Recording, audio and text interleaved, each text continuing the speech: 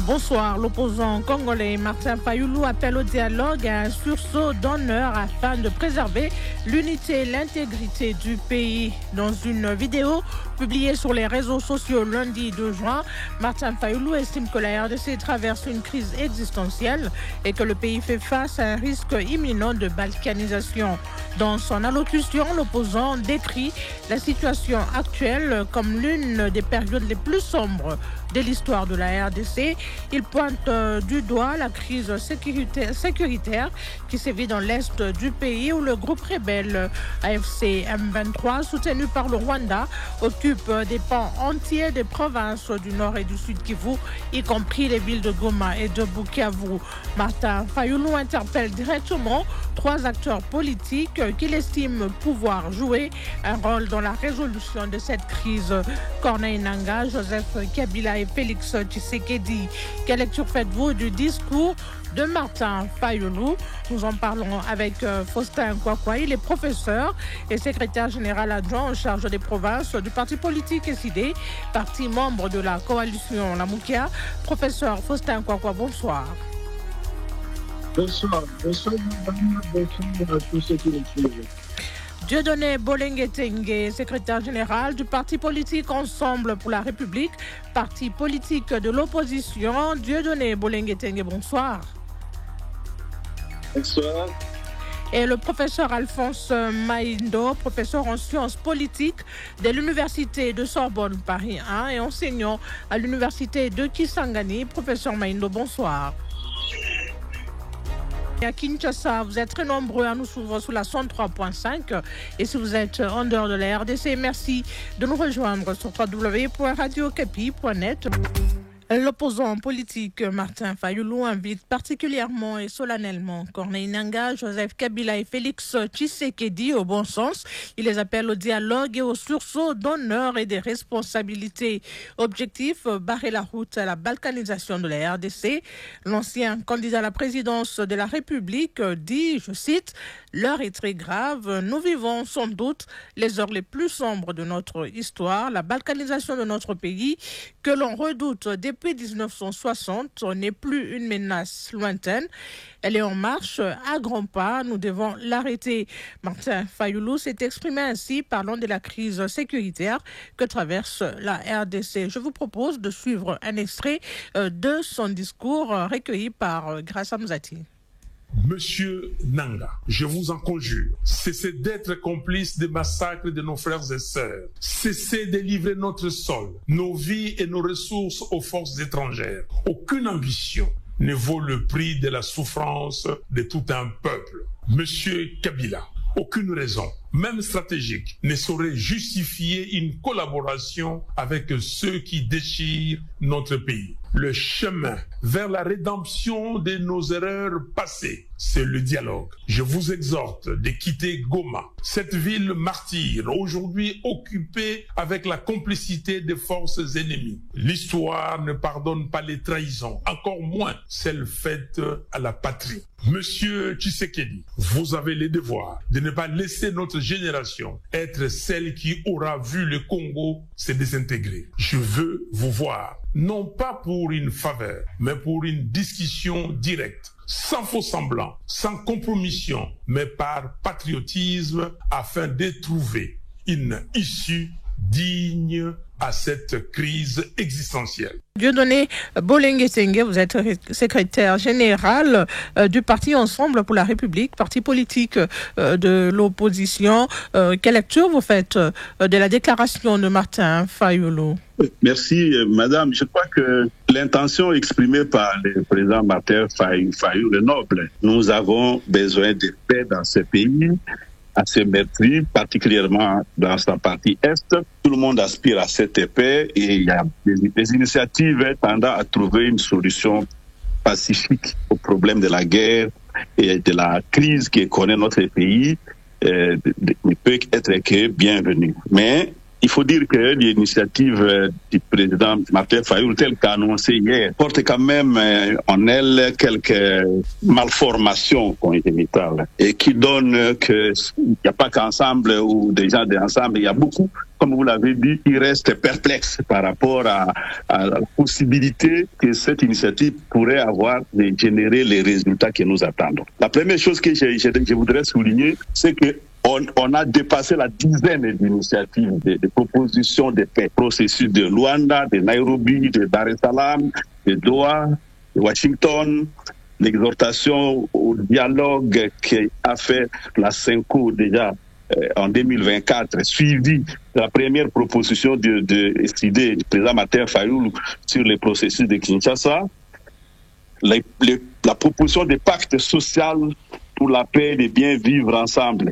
porté par CENCO et ECC, la proposition interconfessionnelle des églises de réveil avec Monseigneur Idjiba, l'appel du Sensa de Joseph Olenga Koï, et puis les discours même du président Joseph Kabila, le prédécesseur de l'actuel, et maintenant cet appel du président Fayoulou. Ça fait presque une forêt, une initiative telle que ça commence à faire problème pour savoir laquelle pourrait porter de fruits. Jusque-là, en tout cas, comme les reconnaît le professeur Kwakwa, jusqu'hier, jusqu'avant l'appel du président Fayoulou, nous étions tous d'accord que l'initiative portée par la CENCO et l'ECC avait les meilleures chances de nous mener au résultat. Pour plusieurs raisons.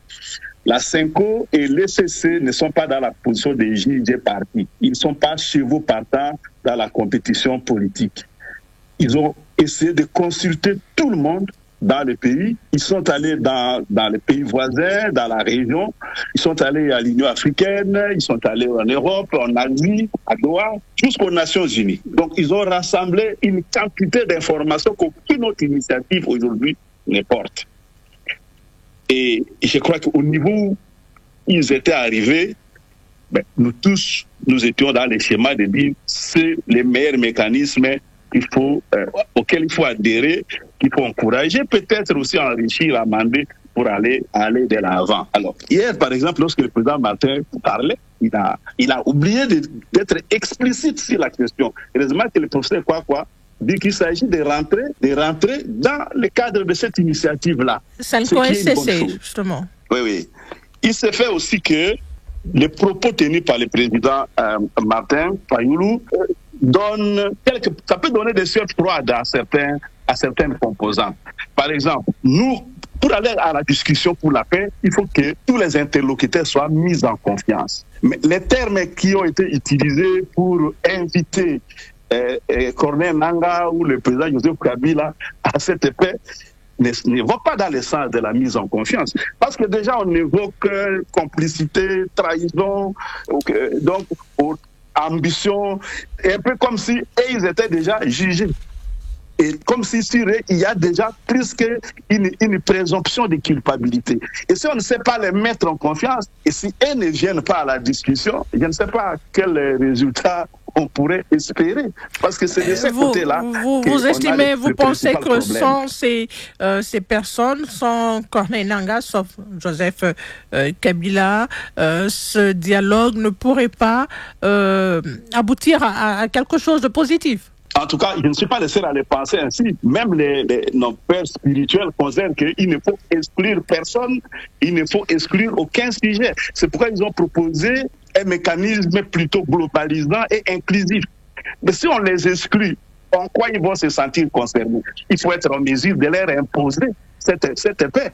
Or, nos partenaires, Union africaine, Union européenne, même les Nations unies disent qu'il n'y aura pas de solution militaire, alors qu'il y a occupation militaire. Donc, ceux qui sont de ce côté-là devraient être associés à la discussion. Sinon, ça ne sert à rien de commencer la discussion parce qu'un des principaux problèmes ne sera même pas résolu. Donc, je crois qu'il y a ce défaut-là de mise en confiance de ce camp-là. Alors, les termes qu'il a utilisés, vous pensez qu'ils ne sont pas appropriés? Ah oui, mais naturellement, quand vous parlez de complicité, vous parlez de il ne faut pas collaborer avec l'ennemi, ça va être considéré comme trahison. Ça veut dire que vous reconnaissez qu'il y a collaboration avec l'ennemi et donc une présomption de traîtrise. C'est ça. C'est pas moi qui le dis. J'ai lu aussi dans les réseaux sociaux comme vous comment ça a été interprété à gauche et à droite. Je voudrais ajouter que nous respectons beaucoup le président Tshisekedi comme la première institution de notre pays et nous les respectons aussi en tant que personne, en tant que compatriotes. Mais il reste vrai, il a la réputation de quelqu'un qui a manqué beaucoup de rendez-vous avec l'histoire depuis 2018. Donc, on lui reproche beaucoup d'engagements pris et non respectés. Alors, si le président Fayoulou va les rencontrer seul à seul, ils vont être deux et chacun va témoigner de ce qui se sera dit de son côté. Chacun sera seul à dire, nous sommes dit ceci.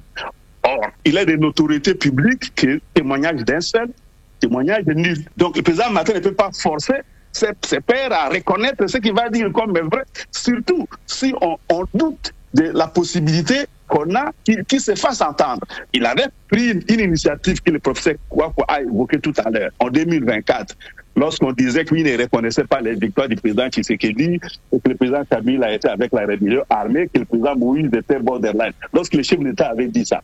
Mais lorsque le président Martin Fayoulou a dit allons à la discussion pour la cohésion nationale, on lui a rétorqué qu'il n'y avait pas de crise, les institutions se portaient bien. Donc, s'il y a un volte-face, je crois que le président Martin sera dans une posture inconfortable par rapport à l'opinion congolaise. Voilà quelques éléments qui nous donnent de penser qu'il y a quelques malformations congénitales à cette initiative. En tout cas, il y a des infirmités vraies. Je terminerai peut-être en disant que ça peut être même une erreur de la part du président Martin, mais je ne sais pas si je ne l'affirme pas, ça pourrait être. Parce que le leadership du président Martin Fayoulou a brillé de mille feux en 2018 lorsque nous étions tous ensemble derrière sa candidature, jusqu'à le faire élire président de la République, comme tout le monde le reconnaît, même si, bon, la suite a été ce que nous connaissons aussi. Mais lorsqu'il s'est engagé dans cette compétition seul, en 2023, les résultats étaient aussi faibles que tout le monde. Là, ça a fait flop. Donc, c'est un peu pour dire, l'union fait la force. La devise est belle, certes, mais je crois que ces applications sont universelles. Et donc, quand on se met dans une situation de, comment dirais-je, de s'isoler par rapport à sa famille, ça peut ne pas mener loin. Voilà, on vous garde encore dans cette émission, Dieudonné Bolengue-Tengue. On va vous redonner la parole. Dieudonné. On va aller cette fois-ci à Goma pour écouter cet autre auditeur qui est en ligne. Désiré Kiakwa depuis la ville de Goma, en interpellant directement 3 acteurs politiques qu'il estime pouvoir jouer un rôle dans la résolution de cette crise, Corneille Nangaa, Joseph Kabila et Félix Tshisekedi, Martin Fayoulou semble vouloir inciter ces 3 acteurs à agir et à trouver une solution pacifique à la crise. Dans l'ensemble, son discours semble être un appel à la responsabilité et à l'action pour préserver l'unité et l'intégrité de la RDC. Monsieur Bolengue-Tengue, comment vous réagissez à l'avis de cet auditeur de Goma? Dans mon premier propos, madame, j'avais répondu à cet aspect. J'avais dit le cap, l'objectif ou la finalité visée n'est pas discutable. Nous avons besoin de trouver une solution pacifique à la crise. On aspire à la paix, on veut être en situation de nous donner la main pour bâtir ou reconstruire notre pays et le mettre aussi sur la rampe de développement. Cela ne se discute pas. Ce que moi j'ai nuancé, c'était ce que j'ai appelé des malformations congénitales de l'initiative. Parce que le discours, il est un tout. Il n'y a pas que l'objectif. Et la manière dont on a abordé, ou le président Fayoulou a abordé certains aspects, j'étais bien obligé de dire, s'il n'y a pas une mise en confiance de tous les protagonistes à la crise, les GFOC dès le départ. Parce que si moi je ne me sens pas mis en confiance, je ne vais pas donner le meilleur de moi, je vais rester sur mes gardes. Voilà ce que j'ai voulu souligner. Et j'ai souligné aussi, et je n'ai pas contesté la finalité, j'ai souligné aussi des éléments de notre expérience antérieure. Citant même une première initiative du président Fayoulou lui-même, mais qui a été mise en panne par le même pouvoir. Bon, pour dire qu'on a aussi affaire à des interlocuteurs qui sont souvent dans l'inconstance et qu'il faut faire attention et il vaut mieux aborder les choses dans le sens que la Senko et l'ECC nous ont aidés à faire parce qu'ils ont intéressé tout le monde, ils ont expliqué qu'il s'agit d'une démarche globalisante et d'une démarche inclusive. Il n'y a pas mieux de toutes les initiatives que nous avons maintenant. Il n'y en a pas une qui nous offre un schéma meilleur que celui que nos pères spirituels nous offrent. Pensez-vous, Bolengue Tengue, s'il vous plaît, pensez-vous que cette démarche de Fayoulou est inopportune? Non, c'est un appel de plus à la paix. C'est ce que j'ai dit. Mais malheureusement, qui comporte des je veux dire cette rencontre qu'il demande, vous pensez que elle est inopportune? Oui, c'est ce que j'ai dit. Parce que j'ai dit d'après la rencontre, il va donner un témoignage lui seul et un témoignage venant d'un seul, comme un témoignage zéro. C'est de l'autorité publique. Donc, il va être là sans témoin, il peut dire le contraire de ce que le président Tshisekedi dira à sa famille ou à la nation, mais c'est lui qui risque de partir perdant dans l'affaire. Merci. Donc, c'est de ça qu'il s'agit, parce qu'il s'agit d'un pouvoir dont il faut prendre des précautions de plus pour aller au-devant de ses représentants. Ça c'est clair. Et il y a un fait. C'est la première fois que, de tous les processus qui sont proposés, le pouvoir se précipite quelques minutes après le discours à les soutenir. Ce qui laisse entendre ou laisse penser à une sorte d'arrangement ou d'indice d'arrangement. On dit, mais c'est comme si c'était une mise en scène. Dialogue en congolais, c'est fini pour ce soir. Merci. Ce programme, présentation et coordination, Kéline Kouté, restez branchés sur la fréquence de la paix.